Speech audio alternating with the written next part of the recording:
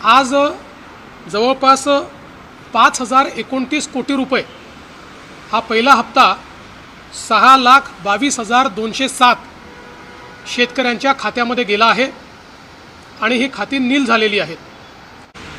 आणि अगदी सिंपल अशा पद्धतीनं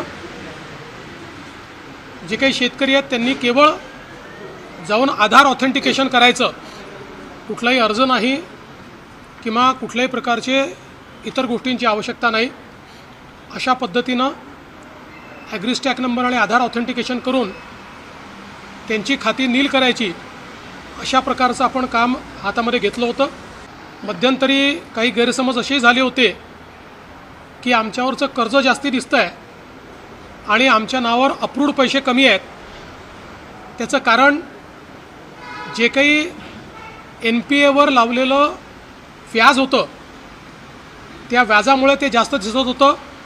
बँकांनी ते व्याज रद्द केल्यामुळे आता अकाउंटमधले पैसे आणि शासनाने त्यांच्या अकाउंटला भरलेले पैसे, म्हणजे कर्जाचे पैसे अकाउंटमधले आणि शासनाने भरलेले पैसे हे सारखे असल्यामुळे ही अकाउंट नील झालेली आहेत।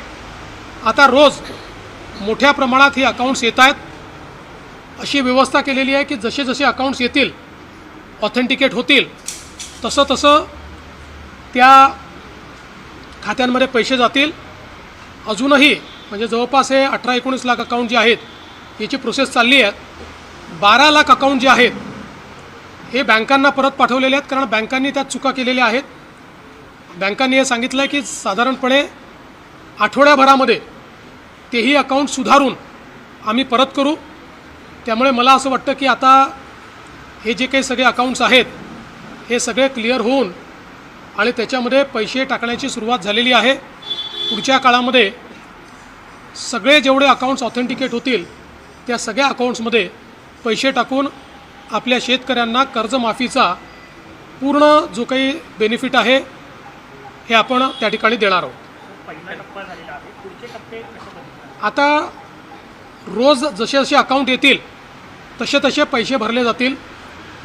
सुरुवातीच्या पहिल्या टप्प्याला याकरता वेळ लागला की आपण हे ठरवलं होतं की याद्या ग्रामपंचायतपर्यंत जातील, त्या ठिकाणी याद्यांचं वाचन होईल, लोकांना हे समजलं पाहिजे आणि मग लोकांनी फक्त आपलं आधार ऑथेंटिकेशन करायचं आहे। ते आता खूप जोरात चाललेलं आहे, शेतकरी मोठ्या प्रमाणात ते करत आहेत। ते झाल्याबरोबर आमच्याकडे जसं अकाउंट येतो तसं आम्ही पैसे भरणं सुरू करतो। बघा, 1 महिन्याभरात झालं पाहिजे, पण त्यात आपला जुना जो साधारणपणे अनुभव आहे त्याच्यामध्ये 80% काम एका महिन्यात होतं, 20% कामाला वेळ लागतो, कारण त्यात काही ना काही अडचणी, इतका लाखो शेतकऱ्यांचा जो रेकॉर्ड असतो, कुठे शेतकऱ्याची अडचण असते, कुठे बँकेची अडचण असते। काही ठिकाणी आता अशाही केसेस आहेत की वडिलांच्या नावाने कर्ज आहे, वडील गेले आहेत, मग ते म्युटेशन करून ते कर्ज त्या ठिकाणी आपल्याला रद्द करायचं आहे। अशा कागदपत्राच्या पूर्तता चालत असतात, पण 80% काम मात्र वेळेत होतं।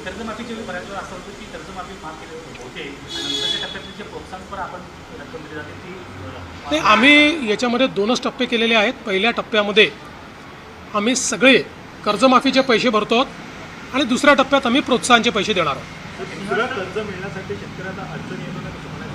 बिलकुल अडचण येणार नाही।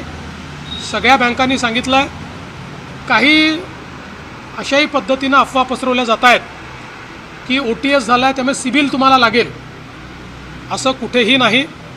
यात कुठलंही OTS नाही आहे, फक्त लावलेलं जास्तीचं व्याज हे रद्द केलेलं आहे, बाकी पूर्ण पैसे सरकार भरते। त्यामुळे कुठल्याही शेतकऱ्यावर सिबिलची अट लागणार नाही आहे। जे 12 लाख अकाउंट्स बँकेने परत पाठवले त्यामध्ये नेमक्या कुठल्या प्रकारच्या त्रुटी आहेत, म्हणजे पुढचे टेक्निकल त्रुटी आहेत, काही ठिकाणी अकाउंट दुबार आलेले आहेत, त्यामुळे ते 2 अकाउंट आहे की 1 अकाउंट आहे हे पाहावं लागणार आहे।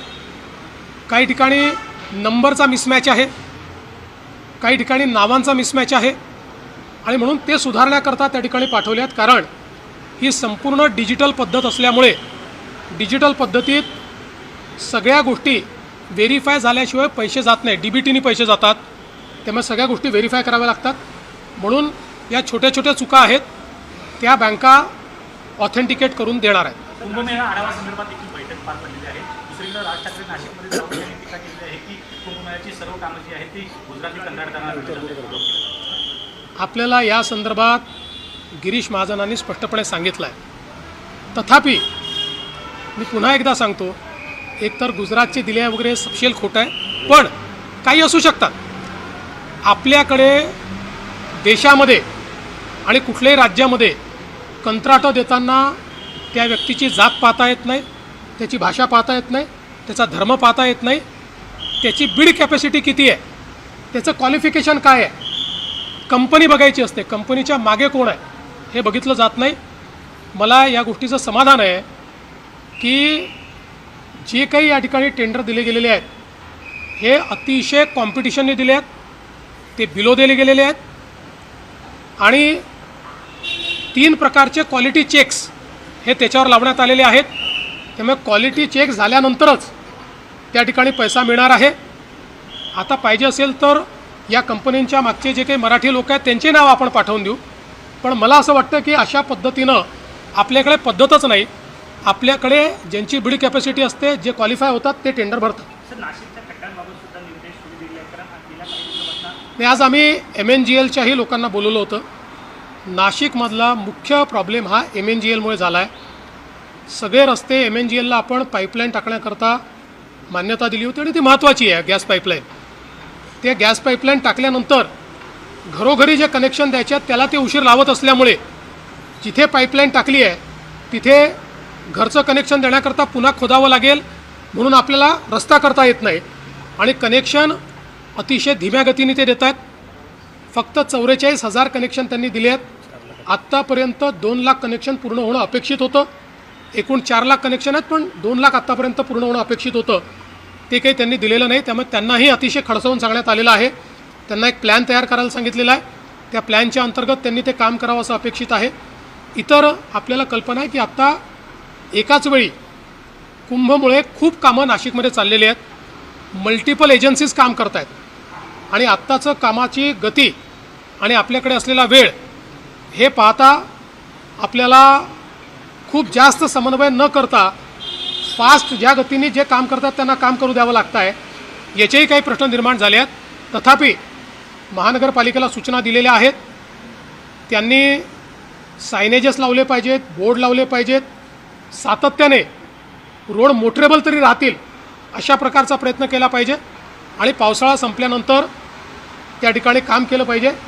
आपल्या माहितीकरता एक मात्र निश्चितपणे सांगतो की विशेषतः जवळपास युद्धामुळे 3 महिने डांबराचं प्रोडक्शन हे बंद होतं, डांबर उपलब्ध नव्हतं. आता मी विशेष पत्र केंद्र सरकारच्या सगळ्या कंपन्यांना दिलं आहे आणि कुंभमेळ्याकरता डांबर राखून ठेवावं, त्याची क्वांटिटी पण आपण दिली आहे. आम्ही ॲडव्हान्स पैसे आपल्याला द्यायला तयार आहोत. आमच्याकरता ते राखून ठेवावं अशा पद्धतीची विनंती त्यांना केली आहे. त्याचबरोबर कुणबी प्रमाणपत्र मिळत नसल्यावरून आता मनोज जरांगे यांनी पुन्हा आंदोलनाचा इशारा दिला आहे. त्याचबरोबर काही मंत्र्यांना आणि यांना पण टार्गेट केलेलं पाहायला मिळालं. मला असं वाटतं काल याचं अतिशय सविस्तर उत्तर मी दिलेलं आहे.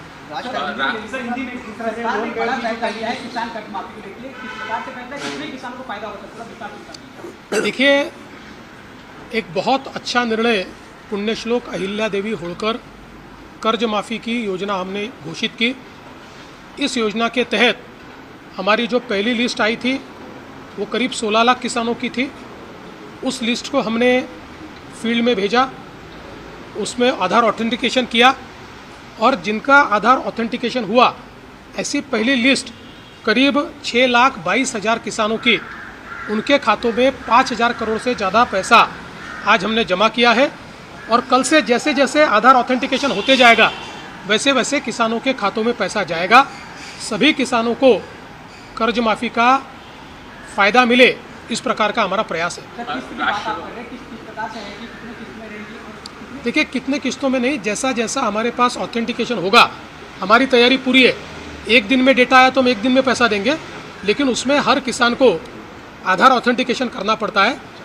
उतना ही काम उसका है, वो जैसे करता है हमारे पास ऑटोमेटिक वो आ जाता है और हम उसमें पैसा भरते हैं. महाराष्ट्र सरकार ने बड़ा फैसला लिया है सर कि लगभग 114 ऐसे जो डॉक्यूमेंट मैगजीन की बात करें, ऐसे प्रोफाइल है जो हमने प्रतिबंध लगा. आखिरकार क्या जानकारी सामने आई कि कितने हमने कार्रवाई की? देखिए, ऐसा है कि नेट के ऊपर, डार्क नेट के ऊपर या कुछ अलग अलग प्रकार के पब्लिकेशंस के माध्यम से कुछ इस प्रकार के की किताबें कि जिन किताबों में बड़े पैमाने पर रेडिकलाइजेशन करना, बॉम्ब कैसे तैयार करें, हमला कैसे करें, इस प्रकार की कई चीज़ें उनमें दिखाई दे रही थी। और हम लोग जानते हैं कि चूँकि एक्सप्रेसली इनको बैन करने के लिए हमारे पास इससे पहले कानून नहीं था, लेकिन अब हमारा नया कानून जो मंजूर हुआ है उसमें उसको बैन किया जा सकता है। तो मुझे लगता है कि बिल्कुल अच्छी कार्रवाई हुई है। सर मराठीमध्ये सांगा, दहशतवादींना ज्या पद्धतीने प्रोत्साहन देणारे 114 आहेत त्या गाईड बंद करण्यात आलेल्या आहेत BTच्या. अशा प्रकारचं मटेरियल की ज्याच्यामध्ये रॅडिकलायझेशन करणं, बॉम्ब तयार करणं, हल्ले कसे केले पाहिजेत, एकल हल्ला कसा केला पाहिजे, अशा प्रकारच्या इन्फॉर्मेशन रॅडिकलाइज करण्याच्या दृष्टीनं जी काही नेटवर, डार्क नेटवर, पब्लिकेशन्समध्ये असं जे मटेरियल सर्क्युलेट होत होतं हे बॅन करण्याकरता राज्यामध्ये एक्सप्रेस कायदा नव्हता. परंतु आता आपण जो जनसुरक्षा कायदा तयार केला त्या कायद्यामध्ये अशा प्रकारचं मटेरियल बॅन करून त्याचं सर्क्युलेशन करणाऱ्यांवर आपल्याला कारवाई करता येते. त्यामुळे ती कारवाई राज्याने केली आहे. तर राष्ट्रवादी काँग्रेसकडनं प्रशांत किशोर यांना राजकीय सल्लागार नेमल्यानंतर कुठेतरी भाजप नाराज आहे अशा प्रकारच्या बातम्या, चर्चा समोर येतात. पहिल्यांदा तर त्यांनी कोणाला नेमलं हे देखील आम्हाला माहिती नाही. आम्हाला अधिकृतपणे त्यांनी कोणाला सल्लागार नेमलं आहे हे आम्हाला त्यांनी कळवलेलं नाही. त्यामुळे या संदर्भात त्यांच्याशी चर्चा केल्यावरच मी या संदर्भात बोलेन. पण मित्रांनो, माझी स्वतः KYC झालेली आहे, परंतु अजून रक्कम आलेली नाही. तुमच्या खात्यावर ज्यांनी KYC केलेली आहे त्यांची रक्कम आली का, आणि सरसकट कर्जमाफी जे रेग्युलर आहेत त्यांच्यासाठी सुद्धा आपण बोलणार आहोत, भांडणार आहोत. तर आपलं मत नोंदवायला विसरू नका. रामकृष्ण हरी. जय जगद्गुरू. जय शिवराय. जय भीम.